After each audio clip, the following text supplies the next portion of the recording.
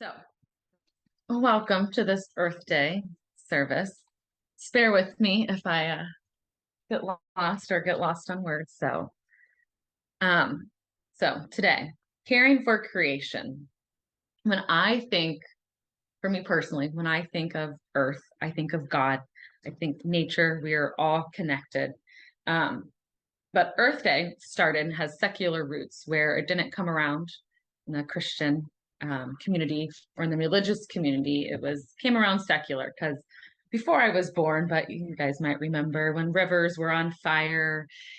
Um, there was lots of silent spring spraying chemicals, killing mosquitoes, and then it ended up having mutations and killing fish and all sorts of animals, and realizing the impact that the humans were having on the earth and how we are a part of it and how basically we need to take care of it and clean it.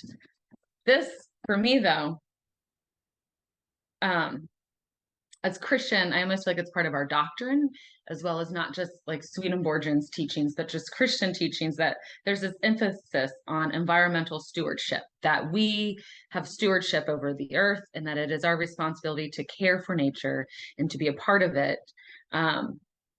That we are all creations of God. We are all creatures of God's love. And that love is what connects us to make us one. And so it is important that when we are doing things, that we are focusing not just on the human aspect, but also remembering the creatures, because they are also part of God's creation. So with this, getting into this a little bit of why, just some of the readings in the Bible verses of why I kind of chose them, what they spoke to me, and then kind of tying it all in to Pete Seeger's song, The Garden Song. Because for me, and I'll share this later, really ties into some of the teachings of Christianity with stewardship, but also with the Manuel Swedenborg. So Job, when he's talking about ask the animals and they will teach you, or the birds in the sky and they will tell you, speak to the earth and they will teach you. That is almost as if saying this is what we should be doing. We should be looking to the earth. We should be looking to nature to see how we can be a part of nature, not that nature forms around us, but that we are part of that flow, that we understand that in his hands, in God's hands, the life of every creature and the breath of all mankind, that we are connected, that we can learn from nature how to live in a way that we all survive, not survive, but thrive, not just surviving, but that we are all able to thrive. And then Isaiah's is almost like a warning of that when the earth is defiled by its people, they have disobeyed the laws, violated the statutes, and broken the everlasting covenant, that covenant between man and God. But part of that covenant is being stewards of the earth, being stewards for nature, being stewards for all creatures, being the voice for the earthworms and the ground, being the voice for the voiceless. And when we live in a way that is not where we are learning from nature, then the earth will dries up and withers, the world languishes and withers. I mean, it even goes in, therefore a curse consumes the earth and the people must bear their guilt. Therefore the earth's inhabitants are burned up and very few left. So fire and brimstone. But when I was reading this, I was just like, oh, climate change. This is what we're seeing. We haven't been taking care of Mother Nature. So now Mother Nature's trying to correct herself to get back into that flow. And so then with Emanuel Swedenborg, with his readings, with the chat bot, from what it kind of talked about, that those things, yes, it's talking about with Noah's arks, but it's the idea of the stewardship and protection of the natural world and respect for creations, big and small. And I'm originally a history teacher, and many of you guys probably already know this, but I like to use the word stewardship instead of dominion or domain over the animal kingdom, because I do know, and this may be, as if it's true, I was always taught, like in the King James Bible, in the King James Bible, it says domain or dominion over the animal kingdom instead of stewardship. But there was also, with that translation, they chose to use domain because the kings were like, no, we have domain over the human world. We are divine right by the Lord. We have dominion over the people. Let's have dominion as part of the language, that justifying ruling. So I like the idea of stewardship, because stewardship is the idea that there's a partnership and it's nurturing, where dominion to me is more like, I'm in power, I'm over you, you do what I say. It's, you're here for me, for my benefit, versus we are mutually exclusive and we benefit each other. Um, so, and with those readings, and it's understanding the interconnectedness of all life and recognizing the divine presence in all aspects of creation. And I think this ties in with a lot of the new church readings of to support the conservation, that why I personally think that we should support the conservation movement and Christians in general, is that it fulfills our spiritual duty of being faith in action, of being of use, and that we aren't just saying, oh, we should take care of the earth. We are actually taking care of the earth. And when you're taking care of the earth, you are loving God. And this kind of goes to the concept of the grand man.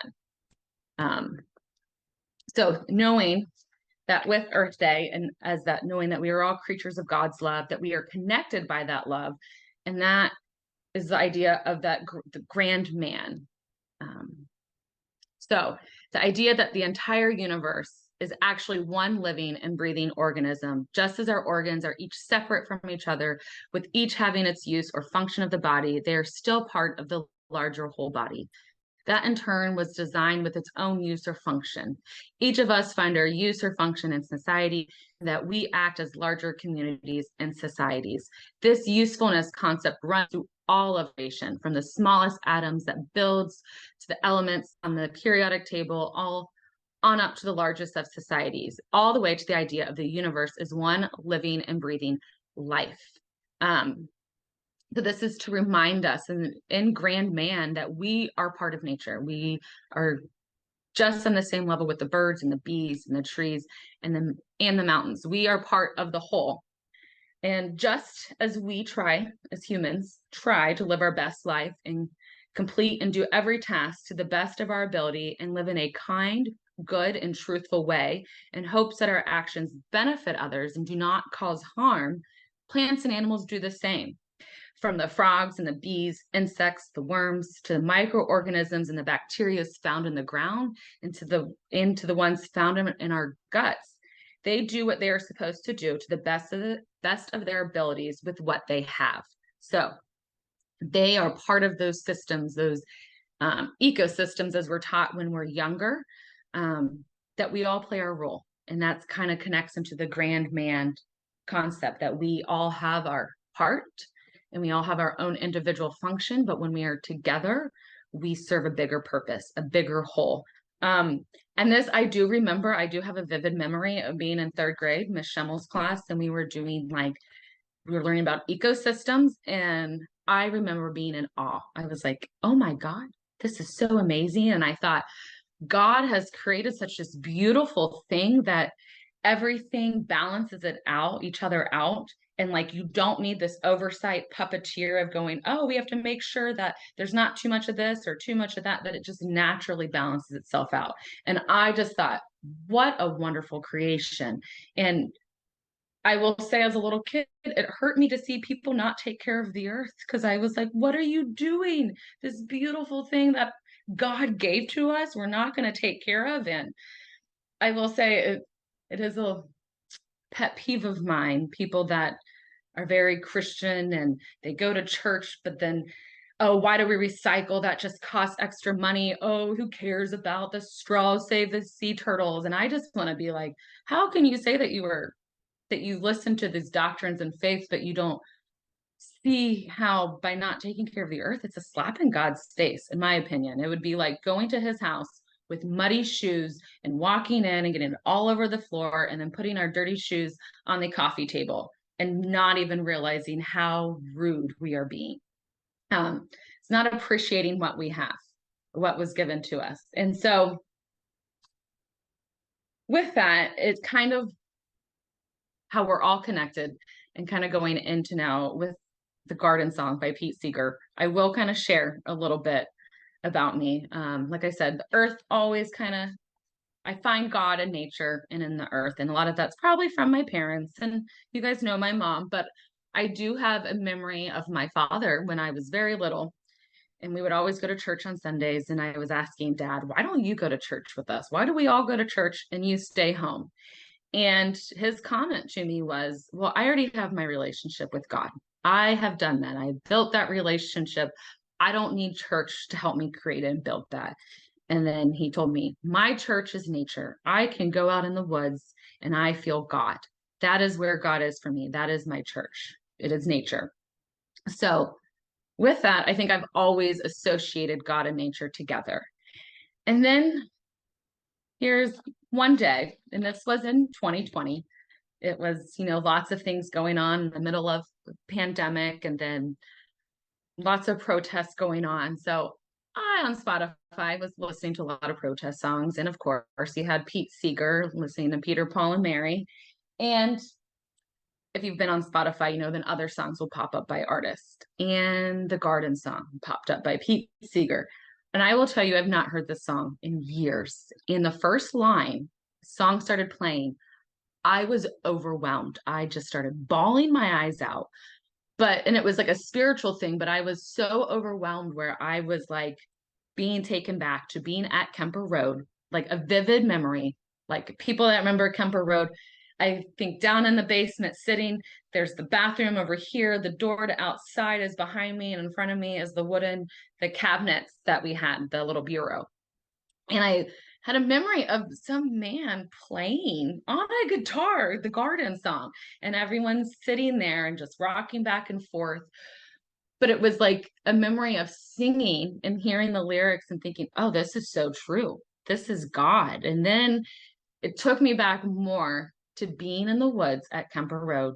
Like, I must have gone out for Sunday school, but I remember going back. We were in the woods, and there was a little creek area that you could pass. And I vividly remember the trees and the green grass and clovers and the water flowing. And I just remember we were touching the water, and God's in here and God's in here and God's here. And we were all created by God. And it was I was taken back to being 5 of this is so true, that there was no doubt in my mind that this God was everywhere, and it was true. And I just started crying, bawling, because I was overwhelmed. And even thinking of it now, it gets me emotional, that feeling of just 100% truth, and also just and wow and amazement and in the glory of God, that we are all connected.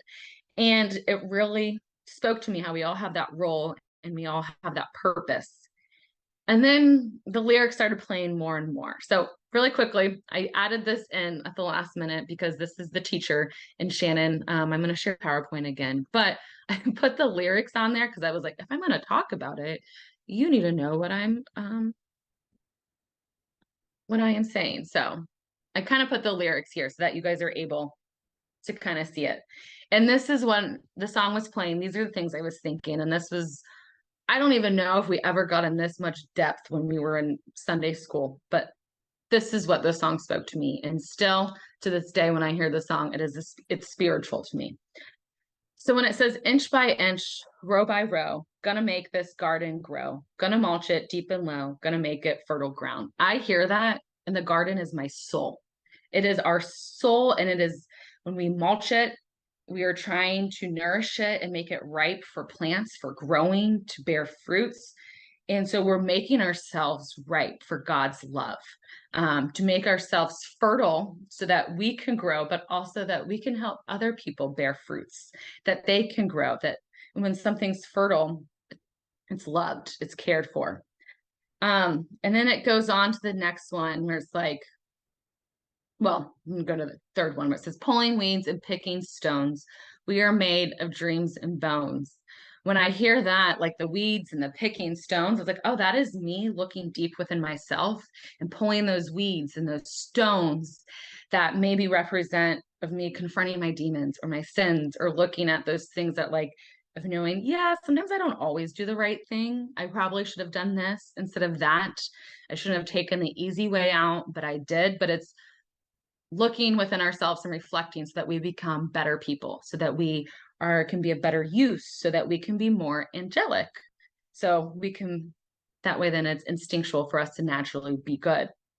Um, and then it goes on when it talks about grain for grain, sun and rain, find my way in nature's chain, till my body and my brain tell the music of the land. This right here is, to me, this whole one was just, oh my God, I need to be in one with nature. I need to live in a spiritual way or Christian way in which I'm connected to the earth, that I am part of the chain in the cycle that helps to run it smoothly, not a kink in the cycle that disrupts it, that causes us to have issues. And as history has shown, humans, many times we have been that kink that disrupts the cycles, with all the, forever chemicals that are now found in our dirt. So that was like, that's the grand man idea, the idea that we're all connected. Um, and so then it goes down with like, once again, when it says till my body and my brain, when you're tilling the land, you are revitalizing it. You are getting oxygen in it. So then it's was it nitrogen rich organisms and bacteria. So you're cultivating, you're preparing it, ready for it to grow and to become better, both physically, mentally, and spiritually. I could go on and on, but then my last part I'll kind of say about it is then when it says, Mother Earth will make you strong if you give her loving care. This right here is the whole idea of stewardship to me. Is Mother Earth is created by God. God is within earth. And when we nurture it and care for it, we are caring for ourselves, because we're all part of the same system. So when you care for the earth, you make sure that that everything is balanced as pH levels. You think about when the earth and the soil and then the oxygen, when everything is balanced out, then we benefit from that. So Mother Earth, the earth will make us strong if we take care of the earth. And I think that's just right there is just the whole idea of stewardship, to care and to not think of just humans, but thinking of the earth as well. So really quickly, and kind of tie it all back in. So thinking about this, as we are part of the grand man, we are all connected, and we see this on micro levels and on the macro level, big levels and small levels, but also knowing that without the earth, we as humans cannot survive. Clean air is essential for human life. On average, a person breathes in about 3,000 gallons of air each day. Without oxygen in the air we breathe, we will die in a matter of minutes. At the same time, we are inhaling life-sustaining oxygen, but we are also breathing the byproducts of our lifestyle choices, the fumes of cars, the fine particulate waste of industrial production, the chemicals and off gases from synthetic products in our homes. But also water. Besides the fact that we are polluting water, water is one of Earth's most precious resources. Our bodies are more water than anything else, and after about a week without water, we die. While there is plenty of water to meet human needs, it is often distributed unevenly. So fresh water comprises about 2.5% of the world's total volume of water. Overuse and water quality issues continually threaten the existing freshwater supply. So good water management plays a vital role in realizing the abundance of the Earth's freshwater supply. Without air and water, we would be no more. So we should thank and praise God today for the sacred gift of air and water. Our air, the atmosphere of God's world, is a global commons which nurtures and protects us all.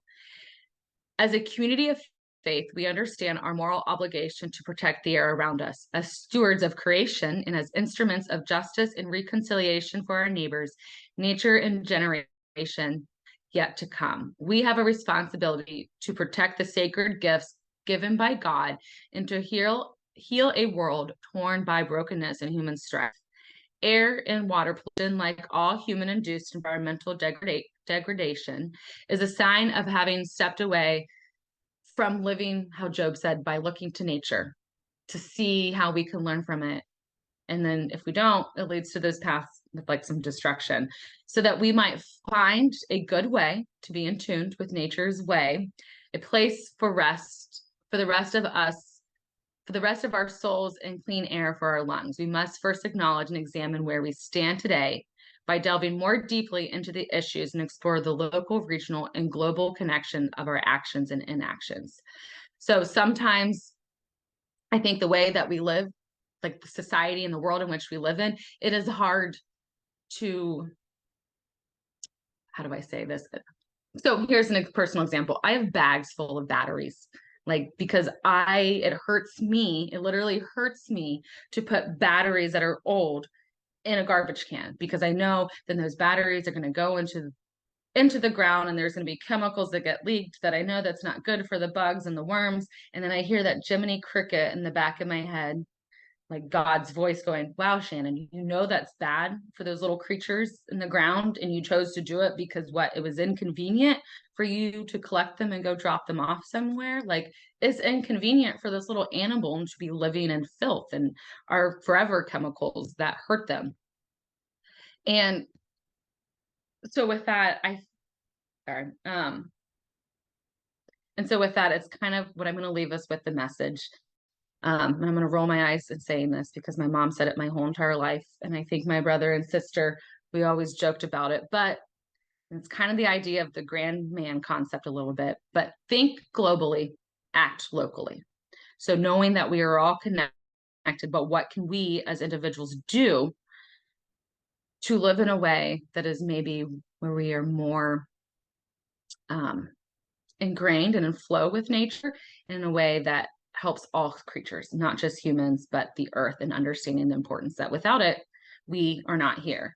And then last but not least, one thing that I always wonder, and you guys can go off and think about this, I sometimes wonder that we as humans, as we are polluting our minds and bodies with bad thoughts and like not just thoughts, but also chemicals. So like tangible and intangible, as we pollute that, it's almost like we are seeing the same thing with our earth. Our earth is polluted. So it's almost like you can see that relationship that as humans, we are taking in all this negativity and bad information and not being kind. And we're seeing that represented in how our earth is being treated as well.